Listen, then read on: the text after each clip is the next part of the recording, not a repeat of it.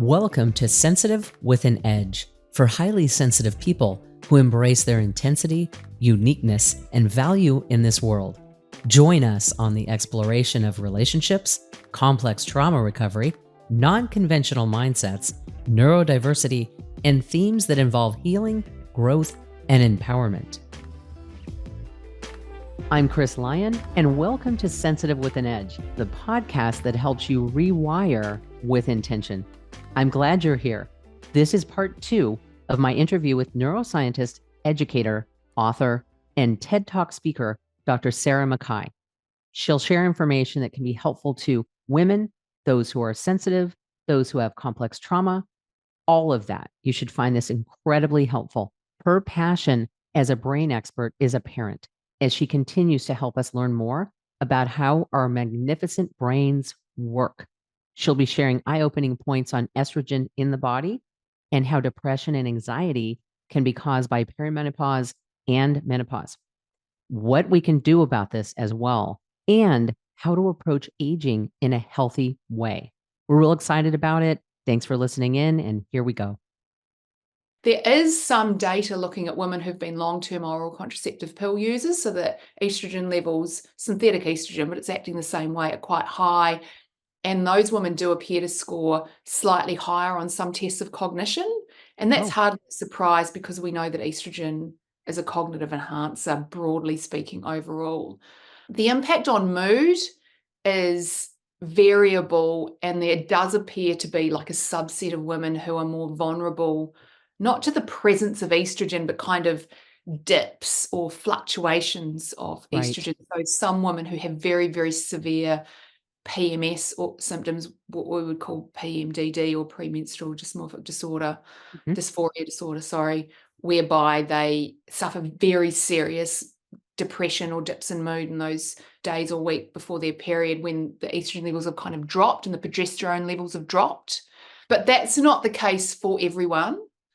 And then we've got behaviors, and that's interesting because the research on that's reasonably new. We kind of understand what happens in lab animals or other kind of mammalian mothers because they've got more stereotyped, predictable behaviors.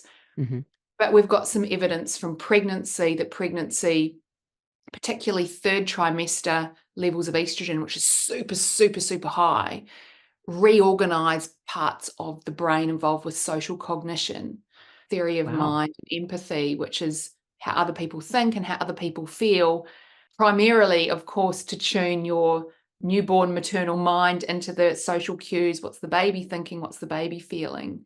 And so that's kind of enabling or making it easier to learn those maternal behaviors and respond appropriately to the baby. And we see that in other mammals, and we're just sort of starting to learn about that a little bit in human women as well who've recently given birth.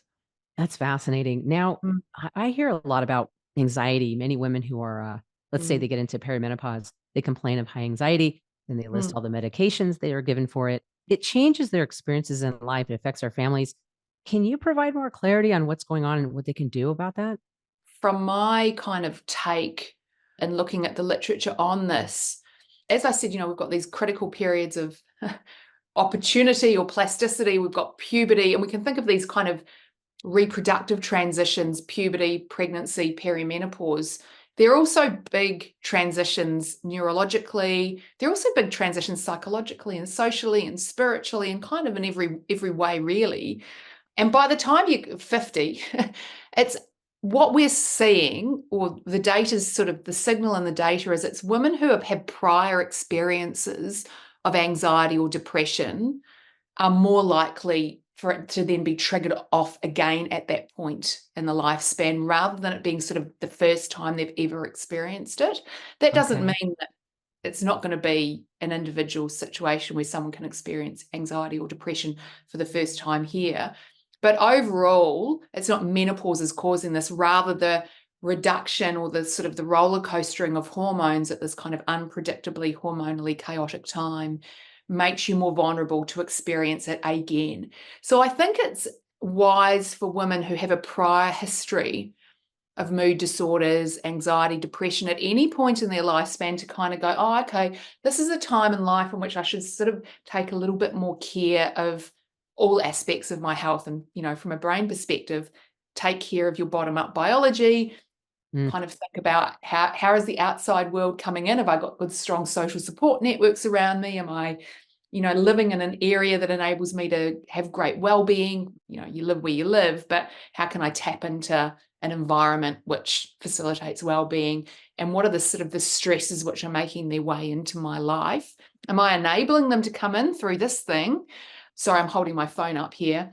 How can I manage and buffer all of that? And how can I kind of approach this point in my lifespan with the right type of kind of mindset and perspective and psychological tools? And I think we have this tendency, particularly with girls and women, at these kind of junctures, these reproductive junctures, to one, there's always a deficit focus, and two, that's always let's blame the hormones when things go wrong. And when I was writing my first book, The Women's Brain Book, I had a separate chapter for mood disorders, for anxiety and depression, because I wrote that book looking at all these different points in the lifespan. I thought, I don't want puberty to include a section on anxiety and depression. I didn't want pregnancy and parenthood to also be about anxiety and depression. I didn't want midlife and menopause to also be about anxiety and depression. I didn't want that to be seen as an inevitable outcome of this phase of life. I wanted to put it in its own box. And also, because then that meant I could look at the strengths and the upsides of these transitions in life. And I think we're fed so much messaging around what can go wrong and the deficits. We fail to then look at the upsides. So my advice to women approaching or in the midst of this phase of life, as I myself am, is to kind of take this holistic perspective around your health, not just your mental health. And, it's kind of midlife, it doesn't have to be a crisis. It's an opportunity to set yourself up. Good reframe. Yeah, your biology, the world around you, and your mindset, and how am I going to approach aging in a healthy way? You can't stop it. So what can you do to manage it in a really positive way and look for some strengths and upsides? Good points. It makes a lot of sense. Now, you did mention childhood stuff coming up or having some anxiety in the earlier in life in your Neuroscience Academy and Brain Coach Bootcamp.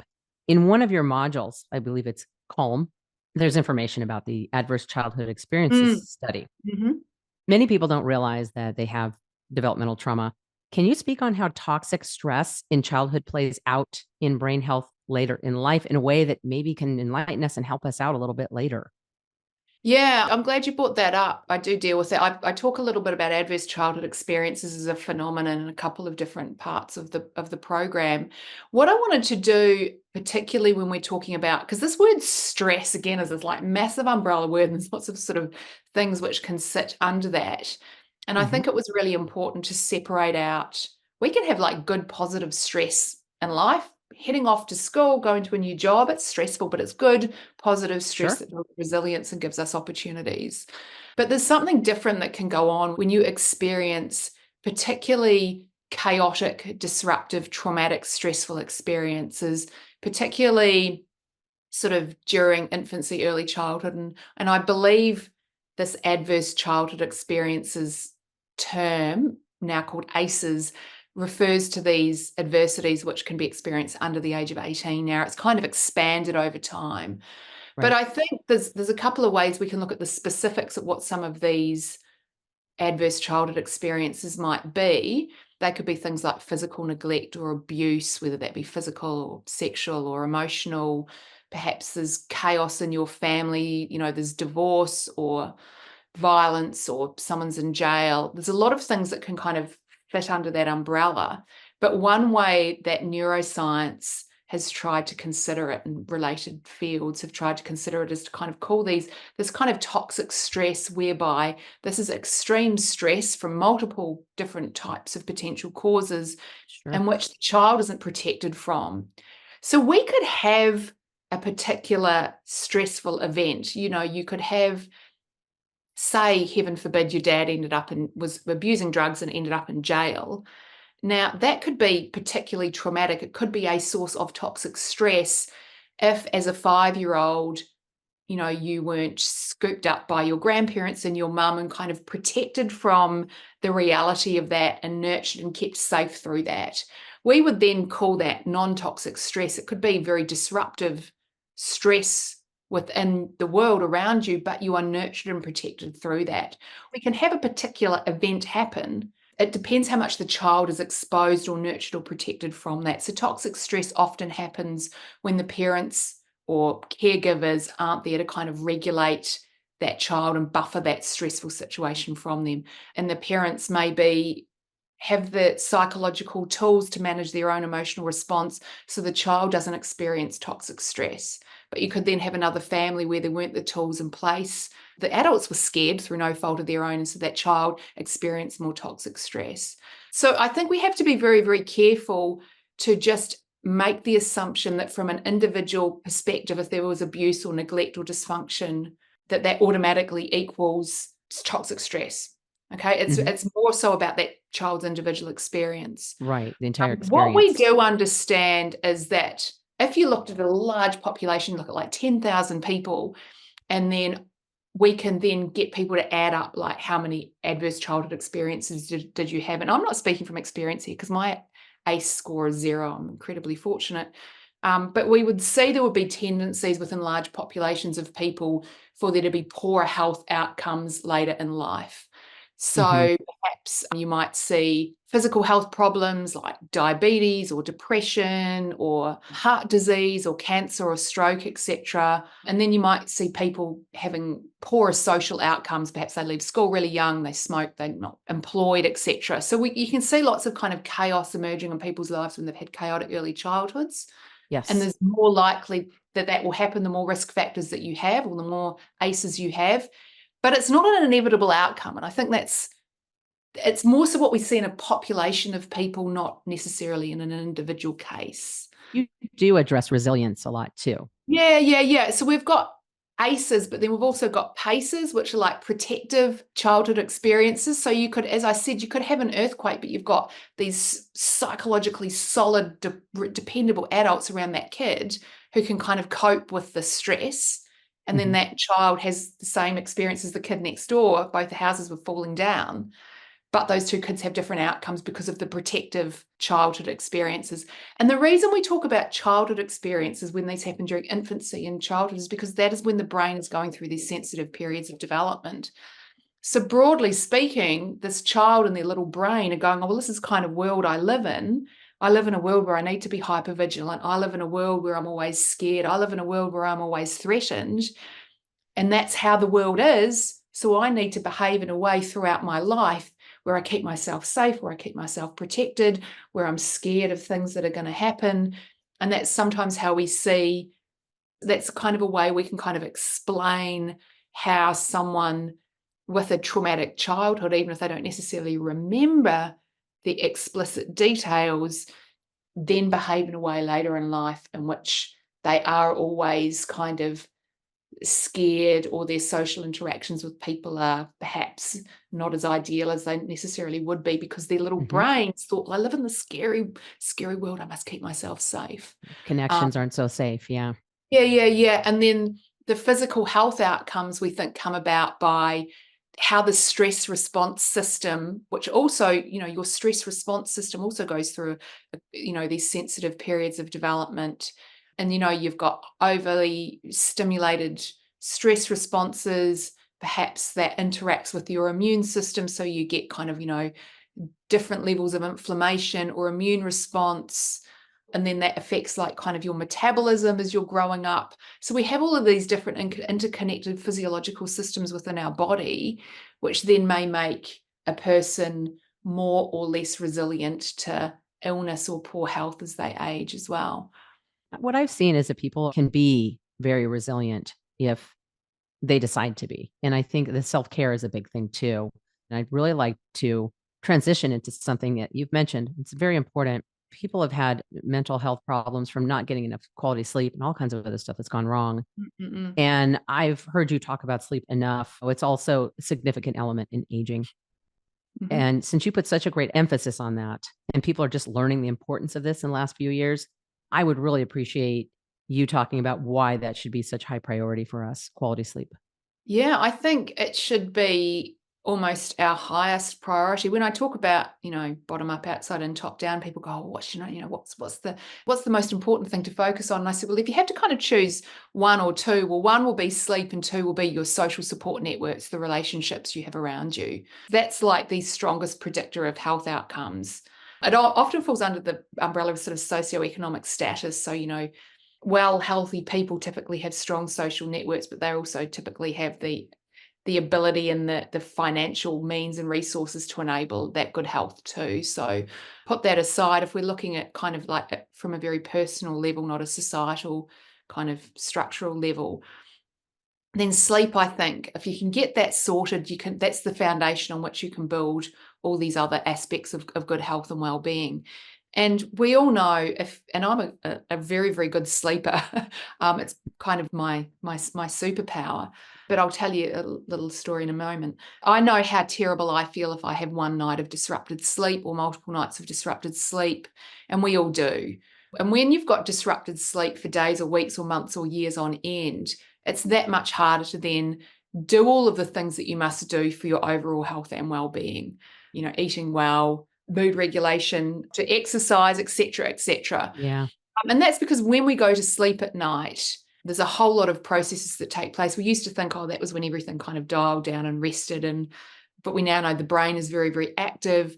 We know the body goes through its kind of rest and repair and restoration, and the brain and the body can't do all the things it needs to do to kind of turn everything over and clean everything out and repair and restore itself. Every aspect of our physiology does that when we are asleep. When we are awake, it can't do that.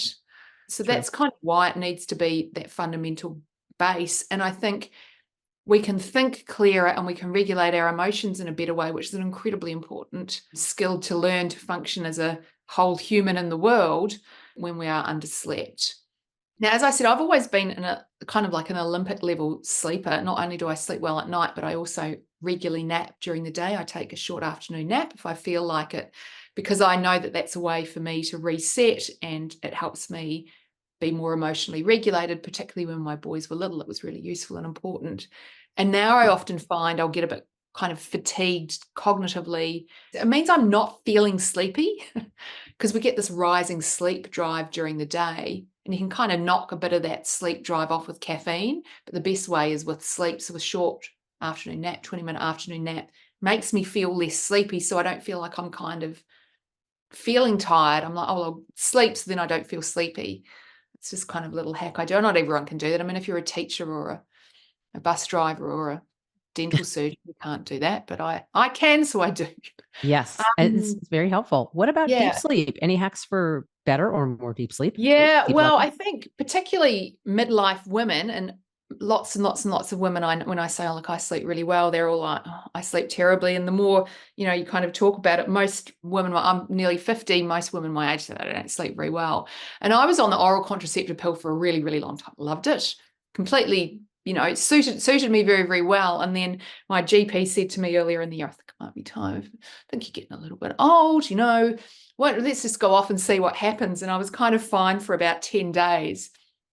And I said, oh, I'm impervious to hormones. I'm doing fine here. And then boom, the hot flashes and the night sweats started. And my sleep went from being solid 9 hours. I drive my husband crazy. Go to sleep at 9, wake up at 6. Just wouldn't have known what happened Wow. overnight. I was dead to the world that whole time.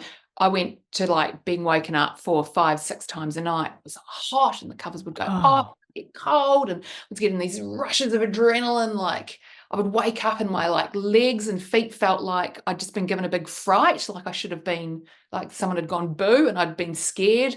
And I was like, so this is what they talk about when they talk about oh. menopause and women not sleeping. I'm going, who puts up with this? Mm-hmm. So after 2 weeks, my husband said, what are you waiting for? Go back to the doctor. And she had said to me, if you're having any issues, come back and we can give you some hormone replacements. So I was like, less than 1 month later, I was back in her office and I said, it's not going so well. And she said, okay, pulled out her sort of spreadsheet and said, here's what we can do. Let's give you some estrogen back. You've had these sky high levels of synthetic estrogen all these years. let's put them back with some hormone replacement therapy. And I was like, give it to me, give it to me, give it to me. I'll do whatever I have to do. I will jump through hoops. I went and got my mammogram. I did all of the things. It took about 10 days to kind of reverse. It was sort of interesting. Huh. And now I'm back to sleeping brilliantly again. And this is just my personal experience, but also because I've always been a good sleeper. I've never really had to deal with mood disorders. I've never dealt with brain fog. My sleep has always been so solid that it's been very easy for me to put all these other pieces of the puzzle together. Wow. When I had these kind of 3 or 4 weeks of horrendous sleep, I was like, no wonder everyone is anxious, depressed, foggy, miserable. I was like, I don't know how anyone is kind of navigating through this midlife world without some hormones. They're not for everyone. You do you. But then I said to my GP, I said, because she said, oh, well, I'm, coming up to 70. She said, oh, I went through this at the time when we thought we couldn't take the hormones for menopause.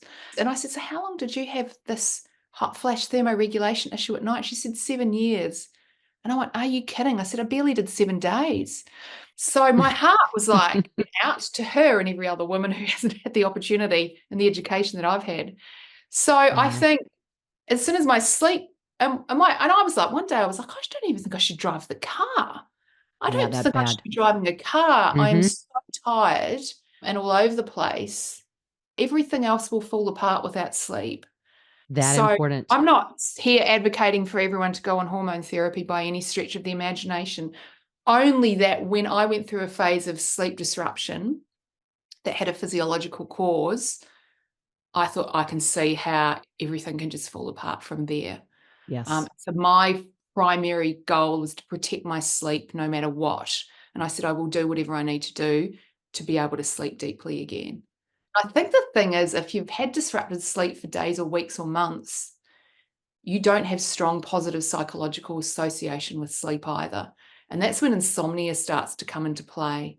And well, that's when you get afraid to go to sleep, right? Because people are scared to go to sleep because then they'll wake up. Whereas I've always like, give me sleep, give it, come on up, bring it on. To bed. And like my husband's like, nothing gets between you and your pillow. And I'm like, you just stay over there. I am sleeping. And I could get into the biology of it all, but essentially when you withdraw estrogen from your brain, the hypothalamus thermostat becomes very, very narrow. So you only need a tiny increase in internal body temperature for your brain to go into panic stations, thinking that you're super overheated. That's why you sweat.